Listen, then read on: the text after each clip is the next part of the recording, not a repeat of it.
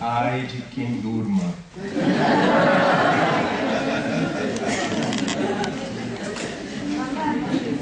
Já estou vendo um silêncio de incorporação do irmão Morfeu. Vamos desconcentrar.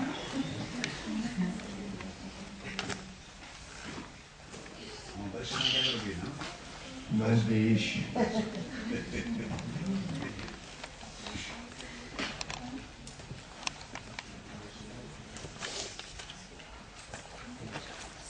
Depois que vimos Allan Kardec indagando na pergunta 75, se é acertado dizer-se que as faculdades instintivas diminuem à medida que crescem as intelectuais, comentamos a respeito, encontramos a pergunta de número 75, item A, na qual encontramos o seguinte: por que nem sempre é guia infalível a razão?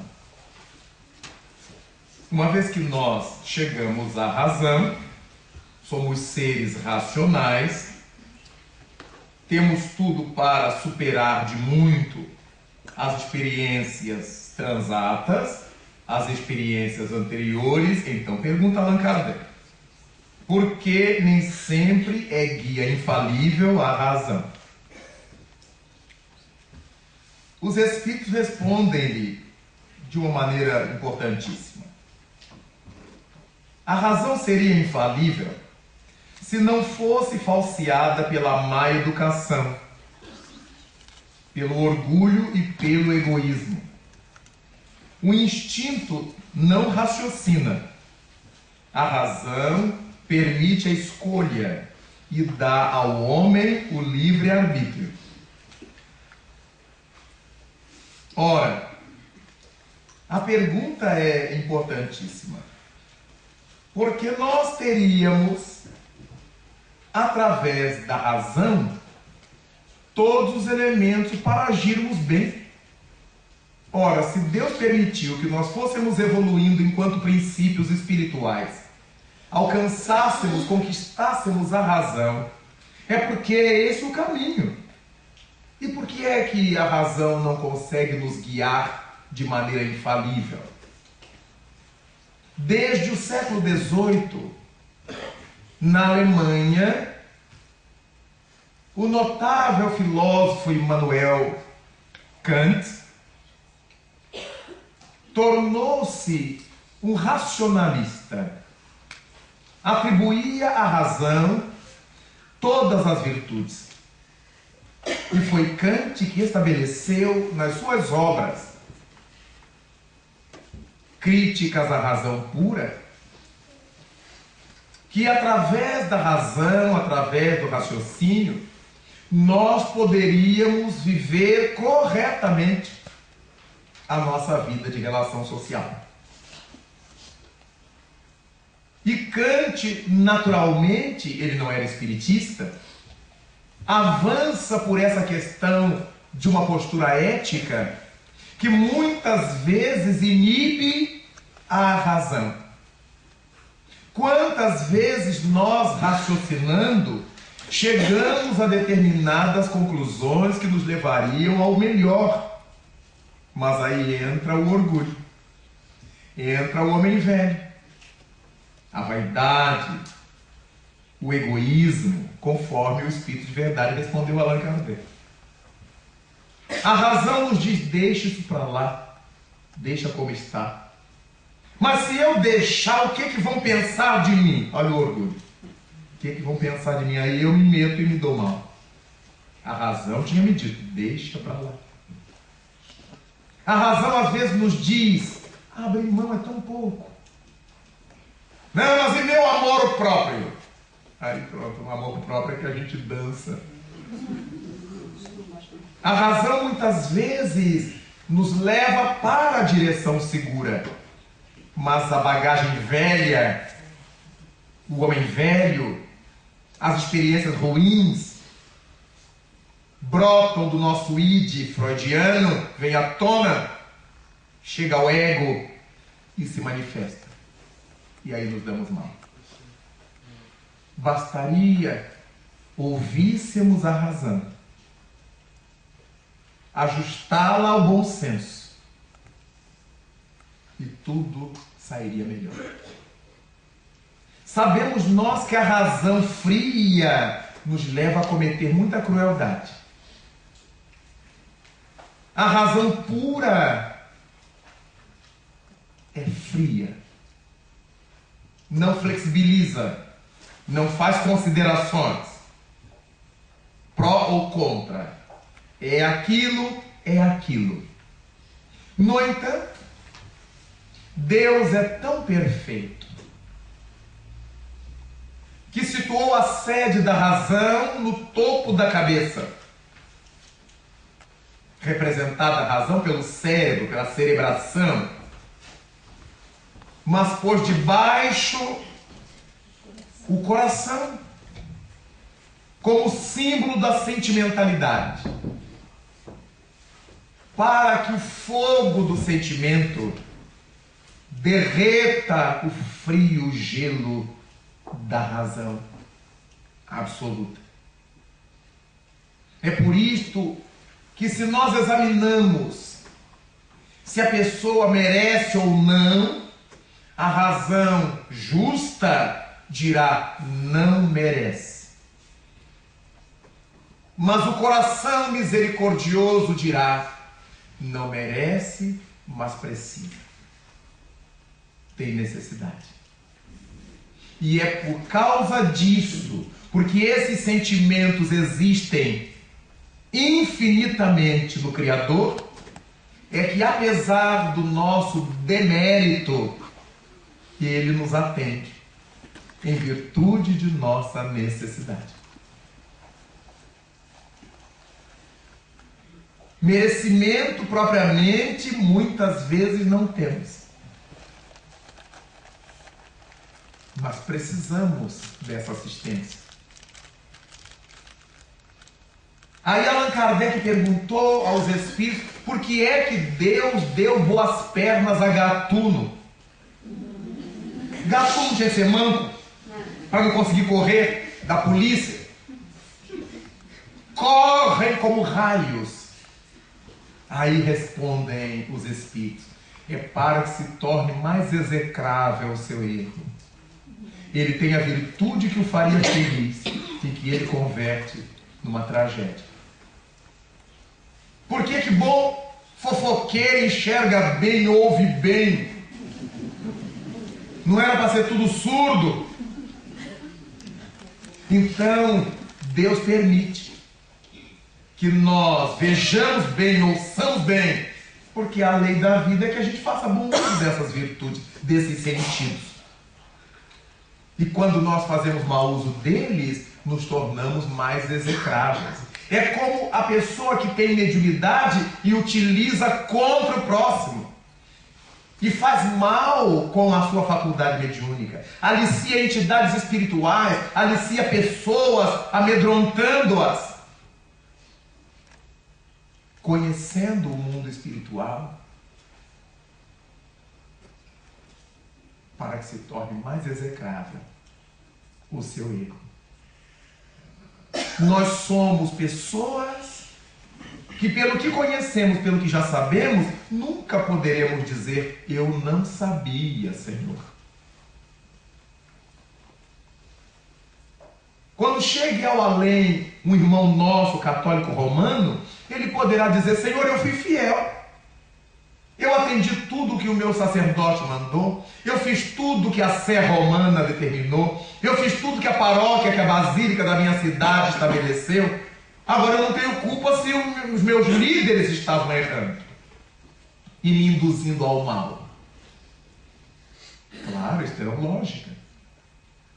Chegará ao além algum irmão nosso reformado, evangélico, protestante, e dirá: não, Senhor, eu interpretei a Bíblia como meu pastor mandava. Eu queria ser fiel ao Senhor, e o meu pastor me disse que eu seria fiel agindo assim.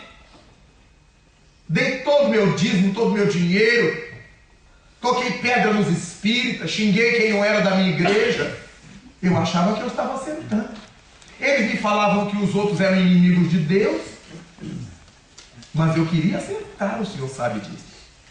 Claro que eles estarão justificados. E, naturalmente, qualquer outro que vá chegando ao mundo espiritual, direcionado por suas lideranças,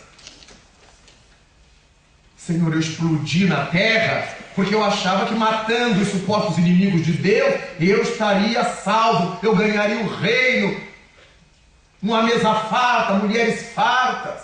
Foi assim que eu aprendi. O meu suicídio não foi porque eu queria me matar, eu queria ajudar o Senhor a se livrar dos inimigos. Haverá atenuantes. Agora, o que é que a gente vai dizer ao Senhor? Se os espíritos sofredores se comunicam através de nós, se os espíritos benfeitores se comunicam através de nós, nós sabemos porque outros existem. Se por nosso intermédio eles dizem por que é que estão sofrendo, ensinando-nos a não fazer o mesmo. Se por nosso intermédio eles dizem como é que se cresce, se avança, ensinando-nos a fazer o mesmo. E por que a gente não faz? E por que a gente não fez? Nós seremos os únicos que não poderemos dizer que não sabíamos. Eu frequentei o centro, Senhor, 30, 40, 50, 60 anos, mas eu nunca abri um livro. Já não é problema do espiritismo, é um problema da minha preguiça. E eu vou ter que responder por isso. Uma pessoa ajuizada tem que saber fazer bom uso do seu juízo. Uma pessoa racional tem que aprender a fazer bom uso de sua racionalidade. Nesses livros que eu li, Senhor, estavam me dizendo que eu não deveria achincalhar meu semelhante, que eu deveria ter respeito para com o próximo, que eu deveria respeitar minha família, para que eu aprendesse a respeitar o mundo. O Espiritismo diz tudo isso. E por que você não fez? E por que é que você não faz? Às vezes eu fico me posicionando no depois, no dia em que a gente derreter, no dia em que a gente chegar lá. O que é que a gente vai dizer? Como é que a gente vai dizer? Porque aqui na Terra nós fazemos umas caras e bocas para enganar as pessoas. Eu não cheguei porque o trânsito estava horrível. Mentira, eu saí tarde de casa. Eu faltei, sabe? Porque lá em casa fulano ficou doente. Não é verdade. É porque eu quis passar o fim de semana esticado, no sítio, na praia. E quando a gente volta, a primeira desculpa é a saúde. Não temos como tudo a gente joga na saúde. Olha, eu passei tão mal. É mentira. Olha, fulano passou tão mal. Eu tive uma amiga que ela matou todas as tias ao longo de um ano. Cada final de semana prolongado era uma tia que tinha morrido. Foi essa desgraçada, matou a família toda. Para poder chegar tarde ao trabalho e faltar dias. Porque ela já não ia na sexta-feira e chegava tarde na segunda. Digo, isso é um enterro longo, que a tia morreu, enterrou no sábado, chorou no domingo e ainda enxugou as lágrimas segunda-feira de manhã. Que ela só ia no segundo expediente. Ela matou todas as tias. Quando ia começar a matar os irmãos, foi despedida. Há pessoas que mentem deslavadamente. Mas aqui na Terra, a gente até acha que engana os outros. Mas diante de mim, diante da minha consciência, diante do espelho da minha consciência, como é que eu vou enganar? Como é que eu vou enganar diante do meu anjo guardião, meu espírito guia? O que é que houve lá na Terra com você? Que você nunca me ouviu? O que é que houve com seus ouvidos espirituais? você nunca fez silêncio para me escutar. Era barulho continuado, barulho mental, exigências, cobranças. Nenhuma mensagem do Espiritismo era para você, era sempre os outros. Os senhores devem conhecer muita gente assim. Acaba de ouvir a melhor palestra do mundo. Ah, quem tinha que estar aqui é meu marido, só foi tudo para ele. Então Deus errou, porque era ele que tinha que estar e mandou ela. Mas quando ele está, quem tinha que ter ouvido é minha mulher. A palestra foi toda para ela. Olha, minha comadre tinha que ter escutado isso, viu? Olha, minha filha tinha que ter escutado isso. Nós somos assim. Nós sempre jogamos para o outro. Não é nada comigo. É com o outro. Há dirigentes que tomam o microfone assim, trouxemos para falar para vocês. Eles não precisam mais. É tão indelicado isso. Trouxemos para vocês. Olha que superioridade. O que custa a gente se envolver? Trouxemos para nós, para o nosso proveito, para a nossa reflexão. Nós ainda nos equivocamos muito. Esse tema serviu para todos nós. Ou então serviu para mim. Aí é válido. Não sei se serviu para todos nós, mas serviu para mim. Eu respondo por mim. Então é muito importante quando a nossa consciência vai amadurecendo, porque eu vou assumindo compromissos com a vida. Vou assumindo responsabilidades perante a vida. Então é muitíssimo importante quando nós vamos amadurecendo a razão, amadurecendo a percepção da vida, vendo a vida de melhor modo. Não esqueçamos de que um dia disse Jesus Cristo assim: quando os teus olhos forem bons, todo o teu corpo terá luz. Será que a gente já problematizou isto? Já se perguntou o que significa isto, o que quer dizer isto? Ou isso não passa de um pensamento evangélico que a gente repete?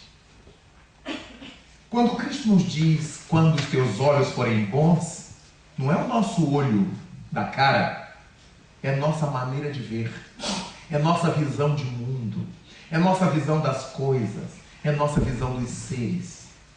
Quando nós aprimorarmos essa maneira de ver, quando nós aprimorarmos esse entendimento, é sinal que nós estaremos evoluindo. Todo o nosso corpo espiritual brilhará. Todo o nosso corpo terá luz. Então, vale a pena começarmos a refletir em torno do que nós estamos fazendo da vida da gente. Deveremos agir da melhor maneira possível, não é para agradar ao vizinho, nem ao presidente do centro, nem aos meus confrades, nem é para agradar a Deus. É para que a gente seja feliz. Que Deus é Deus, Jesus já é Jesus. E nós? Deveremos agir corretamente, caminhar pela melhor estrada, para que nós sejamos felizes. Quem está sofrendo somos nós. Quem está reclamando somos nós. Quem está atormentado com a dor, com a enfermidade, com a morte, somos nós. Então nós é que precisamos sair desse impasse. Logo, viver o bem, amadurecer para viver o bem, não é para agradar a Jesus, aos santos, aos guias, nem para ir para a colônia Nosso Lar. Muita gente trocou o céu pela colônia Nosso Lar. Já tem superpopulação lá, não cabe mais ninguém. Até porque as pessoas imaginam que no mundo espiritual só existe a colônia Nosso Lar. É o único livro que leu sobre colônia. Todo mundo quer ir para a colônia Nosso Lar. Se nós pensássemos que as colônias espirituais são as instituições próximas ao planeta, fluídicas naturalmente, destinadas a esse intercurso rápido dos espíritos que vão ter que voltar para cá, para a encarnação, para não sofrerem choques bruscos com o mundo espiritual absoluto. É um mundo espiritual com os mesmos hábitos da nossa região, para onde a gente vai ter que voltar daqui a pouco. Então saímos da Terra e continuamos a viajar de veículos, a ter alimentação, a encontrar as pessoas conhecidas, a ouvir a música da Terra, a acompanhar o horário terrestre com seus devidos fusos horários. Tudo porque nós estamos no mundo dos espíritos, bem próximos à crosta, bem próximo ao chão. Mas há tantas colônias espirituais quanto há grupos humanos na Terra. Sobre o país Portugal, que é um país relativamente pequeno, há incontáveis colônias espirituais. Colônias que atendem aos desencarnados ligados ao Algarve, como colônias que atendem aos do extremo norte. Se os senhores podem observar, há culturas particulares nessas regiões. O algarvio não é igual ao povo do Minho. Hábitos, por causa do clima, por causa das culturas. Esta foi a última parte anexada ao país, arrancada aos moros. Então nós começamos a pensar nesses grupos sociais que se desprendem daqui e ficam por aqui, nas regiões psíquicas do Algarve, dirigido por benfeitores daqui, por entidades que militaram aqui, porque vão reencarnar de volta. E é só um tempo de refazimento para manter na mente a cultura, e a gente volta, renasce aqui, Algarvio Futebol Clube. A gente é Algarvio de sangue, que levanta a bandeira e marcha. Por que isso? Porque nós temos essa fixidez psíquica com a região. E há outros que nasceram aqui doidos para ir para os Estados Unidos, doidos para ir para não sei onde. Quantos que nasceram em Portugal que detestam Portugal? Quantos que nasceram no Brasil que odeiam o Brasil? A gente vê que não são espíritos que já criaram um limbo ali. Estão tendo suas experiências novas naquele lugar. Estão no Brasil, mas tudo é americano, mas tudo é inglês. Estão em Portugal, mas tudo é francês, mas tudo... Quanta gente vocês sabem que é assim? Então é importante que nós verifiquemos quantas coisas ocorrem nesse mundo interior da gente, que a gente nem suspeita por quê. Assim, as colônias espirituais existem, montes delas, em todos os lugares, ao redor da terra inteira. Alguém me fez uma pergunta em off, nesses nossos contatos aqui, a respeito, porque eu falei na palestra de ontem da lição de Jesus que no reino dos céus ninguém se casa nem se dá em casamento, e alguém me perguntou, e os casamentos que André Luiz narra? Eu falei, reino dos céus. A colônia nosso lar não é reino do céu, é uma colônia perto da crosta, no Rio de Janeiro, com todas essas características que lhes estou dizendo. Os espíritos que saem e que vão voltar logo, eles mantêm a instituição família, os relacionamentos familiares, que daqui a pouco volta para repetir, e nova estrutura. Mas no reino dos céus, quando nós já não precisarmos das reencarnações, reino dos céus, estado de integração completa com a lei de Deus, ninguém se casa nem se dá em casamento. Somos irmãos. Não haverá apetite por marido e por mulher. Por mulher e por marido. Haverá relacionamento fraternal. Tem sexos os espíritos? Pergunta Allan Kardec na pergunta 200 do Livro dos Espíritos. Não como imaginais. Existe amor e simpatia decorrente das afinidades. Porque sexualidade para nós aqui na Terra é genitália, é libido. E no mundo dos espíritos, sexualidade é energia criadora. É a presença de Deus em nós. Então tem sexo dos espíritos? Não como imaginar. Logo tem. Não como a gente imagina. A gente imagina corpo. E os espíritos dizem que há sentimentos. Amor, simpatia, etc. Sentimentos. Então é óbvio que se a gente estiver pensando que nosso lar possa representar o reino dos céus, aí complica. A colônia Nosso Lar é uma dessas colônias próximas à crosta que nos ajuda a não nos perder na experiência. Como um pronto-socorro que nos recebe temporariamente, sem que haja necessidade de eu ir ao grande hospital para tratar da arranhadura. Saio do corpo, vou voltar daqui a pouco, vou para as colônias espirituais. Postos avançados do mundo dos espíritos, próximos à crosta terrestre. Essas são as colônias espirituais, que, repito, existem em todo o redor do planeta. Vale lembrar que num livro chamado Voltei, do irmão Jacó, recebido pela psicografia de Chico Xavier, o irmão Jacó, Frederico Figner, teve vontade, ao chegar no mundo dos espíritos, de visitar um ídolo seu, que tinha sido Thomas Alva Edison, o inventor da lâmpada elétrica.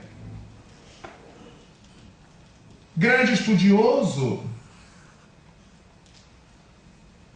O irmão Jacó, quando encarnado, nutriu grande admiração por Edison.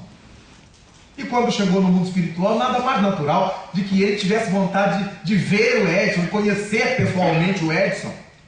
E os benfeitores que cuidavam dele, do irmão Jacó, Frederico Figner, o levaram a uma das colônias que nos Estados Unidos abrigava Thomas Alva Edison.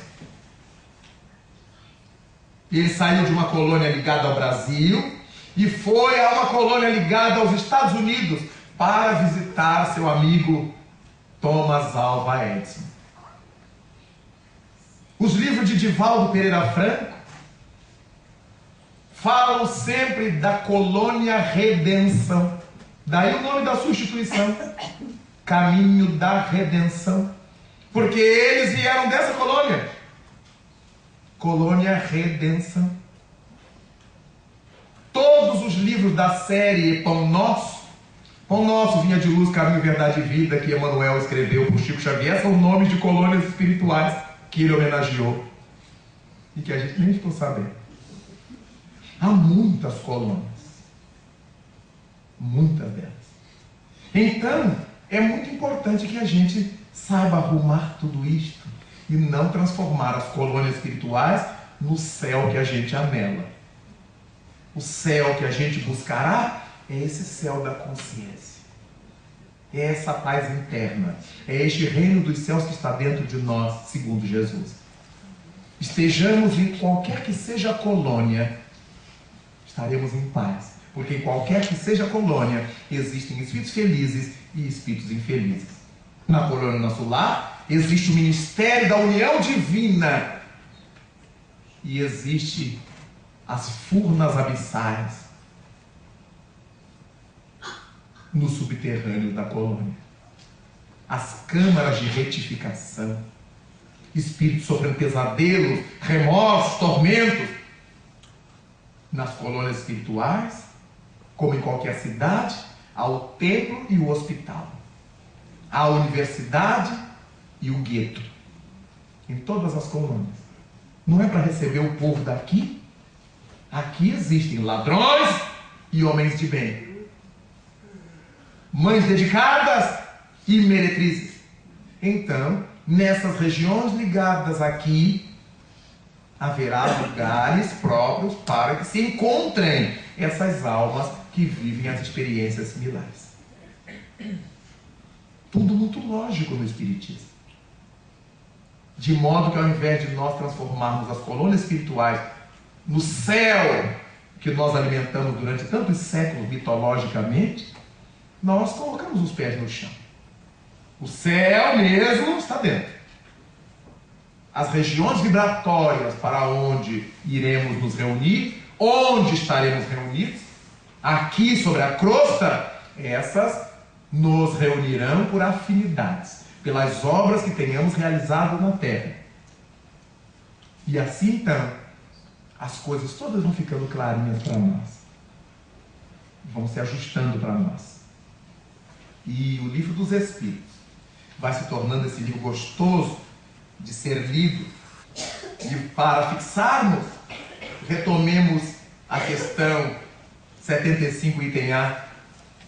Por que nem sempre é infalível a razão?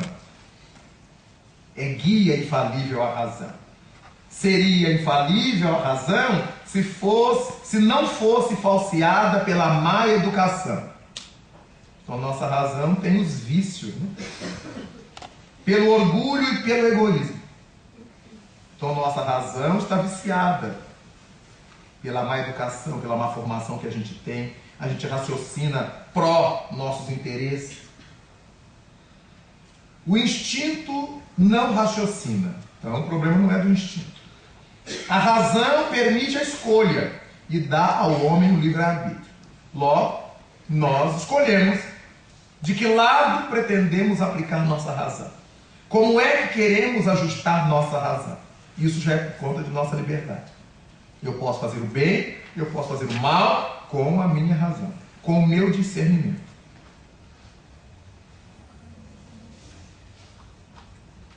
Chegamos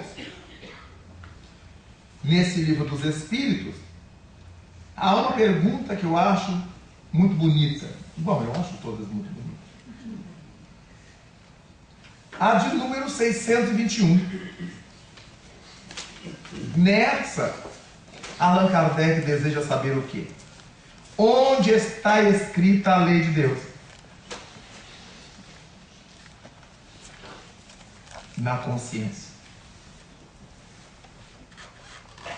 Ora, é muitíssimo importante nós nos apercebermos do sentido dessa pergunta e dessa resposta.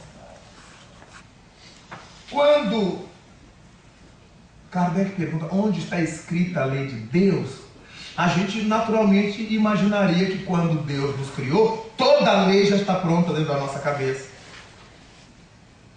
Mas não é bem assim. Se a gente está provindo das esferas inferiores da evolução, nós não tínhamos todas as leis em nós. Nós vamos entendendo as leis de Deus na medida em que vamos amadurecendo na evolução. E quando as entendemos, nós as fixamos na consciência. Elas estão ali, na medida em que vamos nos aprimorando. Não podemos supor que o selvagem, que o antropófago, esteja em dia com todas as leis de Deus. Senão ele teria que ser julgado do mesmo modo que o homem de Nova York o é. Se há atenuantes para a ignorância, isso quer dizer que há pessoas ignorantes relativamente a certas leis de Deus. Se há agravantes para o conhecimento mal utilizado, isso quer dizer que a quem mais é dado, mais lhe é pedido. Ensinamento de Cristo. Mas na medida em que vamos nos aprimorando, aprendendo, as leis de Deus vão ficando registradas em nossa consciência, em nosso íntimo. Se nós comermos desbragadamente, nos doerá o estômago. A lei de Deus nos fazendo perceber que agimos mal.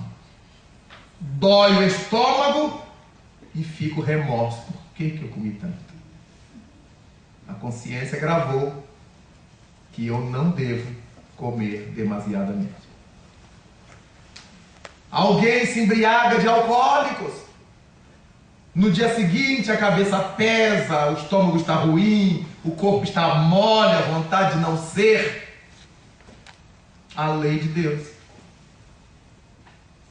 que agora se instala no nosso discernimento, na nossa consciência. E o indivíduo diz: não devo mais beber alcoólicos, ou devo ser moderado no uso de alcoólicos, de acordo com o que ele está sentindo. Ele estabelece se será para sempre não beber, ou se terá agora a possibilidade de beber moderadamente, esporadicamente, sei lá como. As leis de Deus estão impressas em nós, na medida em que nós acionamos elementos com os quais as percebemos. Se a gente andar demais e as pernas incharem, as varizes doerem, fixamos isso para sempre. Nunca mais vou andar a pé esse tanto. Quando eu tiver que andar a pé esse tanto, vou parar de tantos em tantos metros para descansar. Fazemos aprendizados da lei do repouso na medida em que a desobedecemos. Cada vez que a gente desobedece à lei do repouso, pagamos um preço por isso. E a partir disso, cotejamos que não foi bom o que a gente fez. Quando pregamos uma mentira contra alguém e vemos esse alguém prejudicado, não conseguimos dormir em paz. A consciência de culpa. Quanto mais eu vejo a pessoa sofrer, eu digo: ai, meu Deus, eu sei que não era verdade.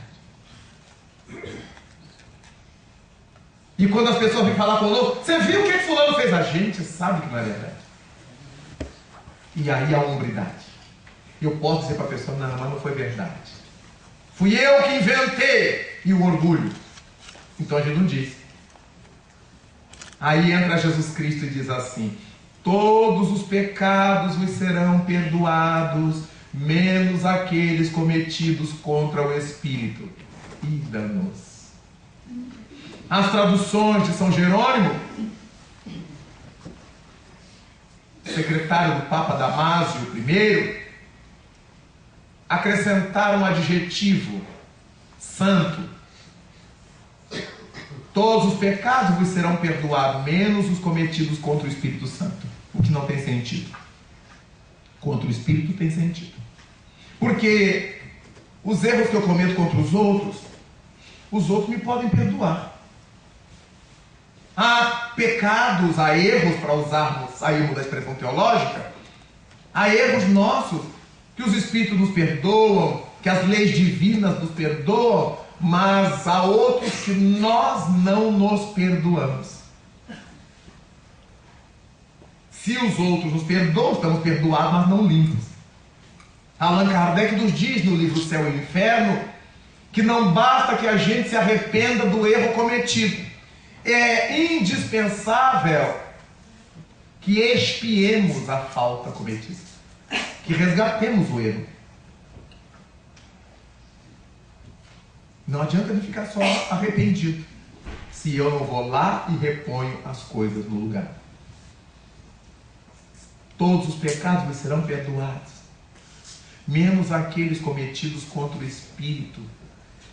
Que pecados, que erros são esses? Aqueles que a gente faz de caso pensado. A gente sabe que está errando e aposta no resultado. Vou pagar para ver. Ora, se a gente cometeu o erro sabendo que o estava fazendo, quem é que vai poder nos perdoar? Por mais que os amigos digam bobagem, todo mundo é assim, eu sei que eu já não podia ser assim, que eu já não devia ser assim. Não adianta ninguém dizer bobagem, tem gente que faz pior, mas gente que faz pior e não tem a consciência que eu tenho, não conhece as coisas que eu conheço, então a gente não se perdoa. Por isso que Há pecados para os quais não há perdão externo. Eu preciso laborar para dar-me o auto perdão. Então eu preciso resgatar. E de acordo com o nível do erro que eu tenha cometido, esse resgate vai desde eu chegar à pessoa e pedir desculpas aqui na encarnação, reconcilia-te com o teu adversário enquanto estás a caminho com ele, como lembrou Jesus, até outra encarnação, quando eu tenho que nascer no grupo dela, no contexto dela, muitas vezes tendo que suportá-la de um jeito ou de outro. Se vem uma pessoa doente, eu tenho que ser o seu sustento, pai, mãe, ou quem mais precisa sustentar. Se vem uma pessoa ruim, atormentada em função daquilo que eu fiz, eu estarei sob sua responsabilidade. Aqueles filhos que os pais pegam e batem até não mais aguentar, descarregam e não sabem por que bateram tanto, e muitas vezes matam. A reencarnação foi para acertar, não foi para matar, nem para bater. Mas o instinto brotou. O homem velho gritou, a pessoa não sabe por quê, mas se desgoverna. É tão importante a gente verificar certos fatos, certos casos. Quem são essas crianças tão assediadas por sexólatras? Até o ponto de serem viciadas dentro da própria família, senão os espíritos que jorram o fluido sexual da sexualidade mal usada do passado. Quantos somos assim? Aquela sexualidade que ninguém sabia, ou que todo mundo sabia. A gente fazia questão de mostrar que era o tal, que era o Dom Juan, que era o Casablanca, o Casanova, que era a Messalina, que conquistava todo mundo. Tenho os homens na minha mão, tenho as mulheres que eu quiser. Tudo lindo. Ele era o mais esperto até a próxima encarnação. Volta jorrando o fluido sexólatra. E então as moscas rodeiam as feridas. Os abutres rodeiam a podridão. Como é que essa criança tão bonita, tão novinha, tão santinha, pode ser viciada dessa forma? Por homens e por mulheres, que também carregam a sofreguidão sexual e sentiram atratividade. Não é para justificar a pedofilia, é para entender o que se passa. Mas são doentes mentais, sim, claro. São doentes espirituais. Criaturas que usaram mal a razão no passado, que usaram mal o sentimento no passado, que usaram mal os instintos no passado. Mas os dois lados. Por isso é que há o plug com o encaixe, né? Um vibra aquele fluido ruim, convidativo, e o outro vai alucinado atrás, como a mosca sobre a chaga aberta. Quantas coisas nós vamos passando a entender neste mundo de Deus, porque nós dizemos que Deus é justo, suas leis são perfeitas, elas estão em nós, na medida em que as vamos entendendo. Elas se enraizam em nós, se radicam em nós e passam a gerenciar as nossas vidas. É por isso, então, que as leis de Deus em nós nos facultam um entendimento melhor das nossas existências. A nossa consciência ganha outro atilamento.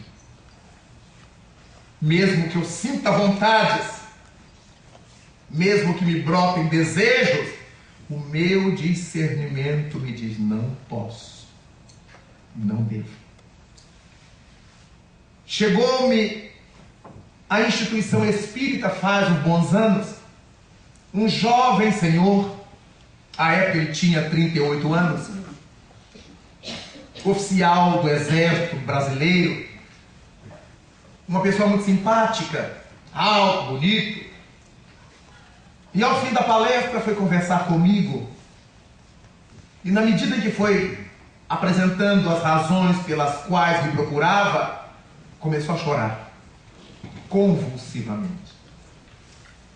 Ao ver aquele homem enorme diante de mim chorando, imaginei que fosse alguma coisa muito grave.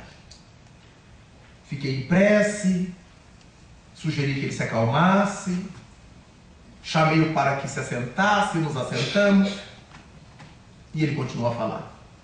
Em resumo, ele tinha uma filha que naquela ocasião estava com 7 para 8 meses de idade. Era o sonho da vida dele ter essa filha. Mas ele percebeu em si que desde que a menina nascera, ele tinha para com a pequena um sentimento estranho. Não era um sentimento de pai para com uma filha, era um sentimento de um homem para com uma mulher. E foi se desesperando que ele era um homem honesto, mentalmente sadio, mas era uma força dentro dele, dizia-me. E na medida em que a pequena foi crescendo, ia para 8 meses, ele notou que quando ele a vestia, a banhava, ela se sensibilizava com o toque dele no seu corpinho. Quando ele a tocava, ela parava de respirar para sentir-lhe o toque. E ele foi ficando aflito. E começou a elaborar um plano de matar-se. Entre violar a filha e matar-se, ele preferiria matar-se. Foi quando lhe bateu na mente procurar um centro espírita e chegou à nossa casa. Falava, chorava e falava. Eu ouvi com muito respeito, com muita unção. Era um homem do bem. E quando ele terminou de falar, me perguntou o que o senhor teria para me dizer. De primeira coisa, meu amor, o que o senhor está narrando não é nenhuma novidade no mundo. A novidade é a sua honestidade. Não é o senhor a única pessoa que sente essas coisas. Primeira providência, conversar com sua esposa honestamente. Dizer a ela do seu sentimento, ela o conhece, ela sabe quem o senhor é. Peça a ela ajuda para o senhor e para a filhinha. O senhor acha que eu devo conversar com ela? Tenho certeza que o senhor deve. A sua esposa o ama, vai compreendê-lo e vai ajudá-lo. Até porque o senhor está querendo se libertar dessa tormenta. Despediu-se de mim e na semana seguinte estava ele, a esposa e a filhinha na reunião. Terminada a palestra, o casal veio conversar comigo, trazendo a pequena. A esposa, uma graça, uma simpatia de mulher. E me disse, professor, quando ele me contou, eu já sabia. Eu já tinha notado. A menina só fica calma com ele. Eu levo-a e ela procura com os olhinhos onde ele está. Ela olha para a foto dele e sorri e se debate. Eu nunca tinha visto isso, professor. Mas eu confio no meu marido. Eu sabia que ele é um bom pai. Mas agora, depois que ele me contou, vamos tomar outras providências. E conversamos. Expliquei essas questões do passado. As amantes que voltam, os amantes que retornam. Para sublimar a relação, para dignificar a relação. Voltam como pais, voltam como mães, voltam como filhos, como filhas. E Freud identificou isso, chamou de complexo de Édipo, fazendo menção à mitologia. Complexo de Eletra, fazendo menção à mitologia. Mas, em verdade, nós estamos diante de episódios da reencarnação. Conversamos.